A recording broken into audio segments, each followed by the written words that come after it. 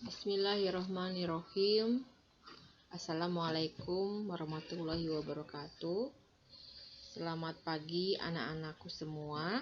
Apa kabar kalian? Mudah-mudahan kalian selalu dalam lindungan Allah Subhanahu wa taala, sehat walafiat. Amin ya rabbal alamin. Materi pagi hari ini kita akan membahas mengenai sistem reproduksi manusia.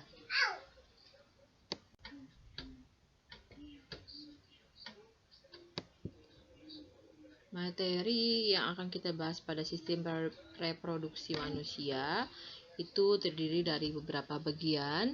Yang pertama yaitu organ reproduksi laki-laki dan perempuan. Kemudian yang kedua dan yang ketiga adalah spermatogenesis dan oogenesis. Kemudian ada siklus menstruasi. Dan yang terakhir ada fertilisasi dan kehamilan.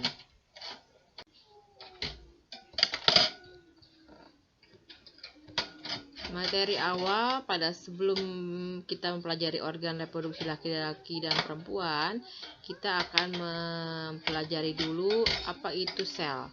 Itu lebih tepatnya pembelahan sel. Pembelahan sel dibagi menjadi dua, yaitu pembelahan mitosis dan pembelahan meiosis. Manusia berasal dari satu sel. Selanjutnya, sel tersebut mengalami pembelahan secara terus-menerus sehingga pada saat dewasa, manusia memiliki sekitar 200 triliun sel.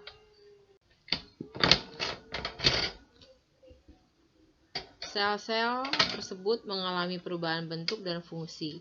Sel-sel yang memiliki bentuk dan fungsi yang sama akan bergabung menjadi suatu kesatuan untuk membentuk suatu jaringan. Pembelahan sel sangat penting bagi kelangsungan hidup semua makhluk hidup.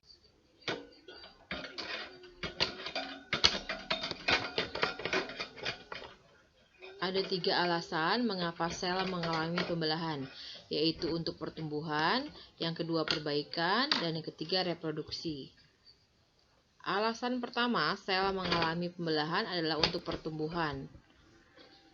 Makhluk hidup dapat tumbuh karena sel-selnya bertambah banyak. Semakin banyak sel dalam suatu makhluk hidup, maka semakin besar ukuran makhluk hidup tersebut. Alasan selanjutnya adalah untuk perbaikan. Perbaikan jaringan yang rusak pada tubuh adalah hasil dari proses pembelahan sel. Misalnya, pada saat kita mengalami luka. Dan alasan terakhir sel mengalami pembelahan adalah untuk reproduksi. Reproduksi atau perkembangbiakan adalah ciri lain dari makhluk hidup.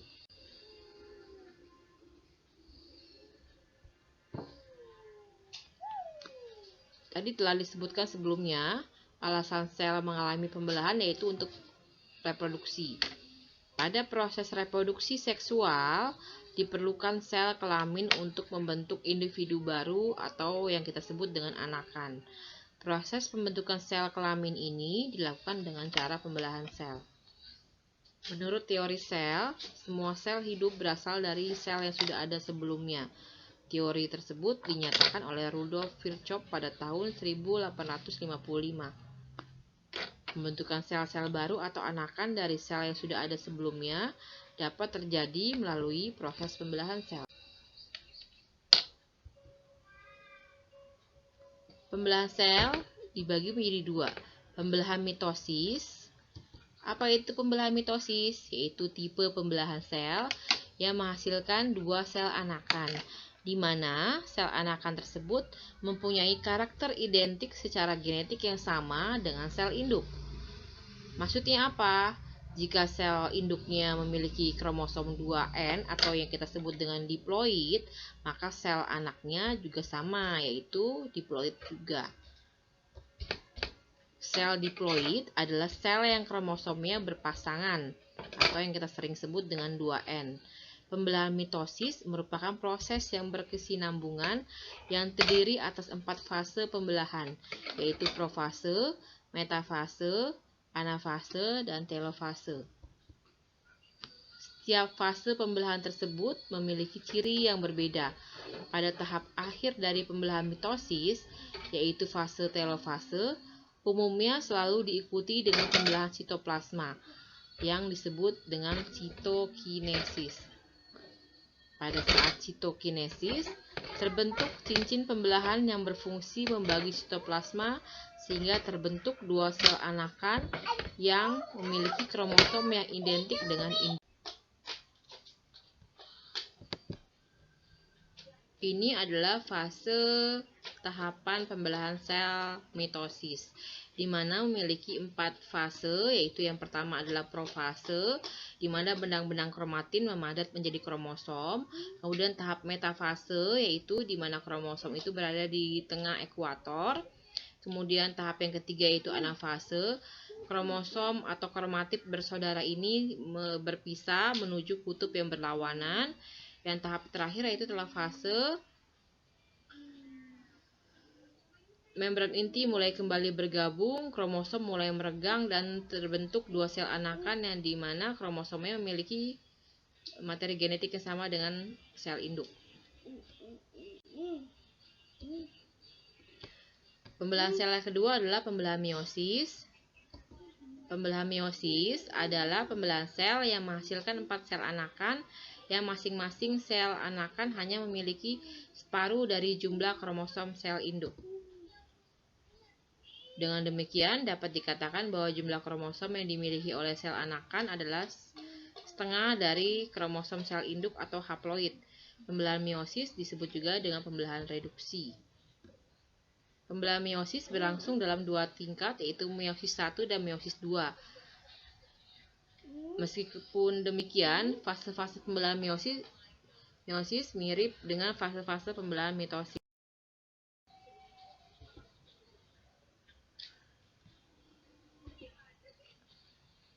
Ini merupakan fase-fase pembelahan meiosis pada meiosis 1 dan meiosis yang kedua. Sama, hanya perbedaannya meiosis 1 yaitu profase 1, metafase 1, anafase 1, dan telofase 1, sedangkan meiosis yang kedua terdiri dari profase yang kedua, metafase yang kedua, anafase yang kedua, dan telofase yang kedua. Ini dibedakan dari tahap telofase yang pertama dan telofase yang kedua. Dihasilkan dua sel anakan pada telofase yang ke-1 dan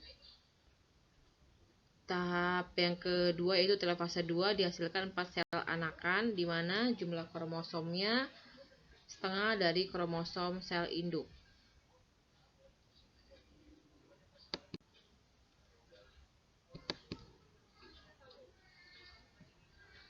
Demikian materi hari ini Ibu sampaikan. Kalau nanti ada pertanyaan tolong disampaikan via WA atau via Classroom nanti. Lebih kurangnya Ibu mohon maaf. Jangan lupa tugas yang mengenai pembelahan mitosis dan pembelahan meiosis dibuat gambar dalam bentuk tulisan di buku tulis kalian buat, kemudian kalian sampaikan, kalian jelaskan melalui video sharing ke WA atau Classroom. Lebih kurangnya Ibu mohon maaf. Wabillahi taufiq walhidayah. Wassalamualaikum warahmatullahi wabarakatuh.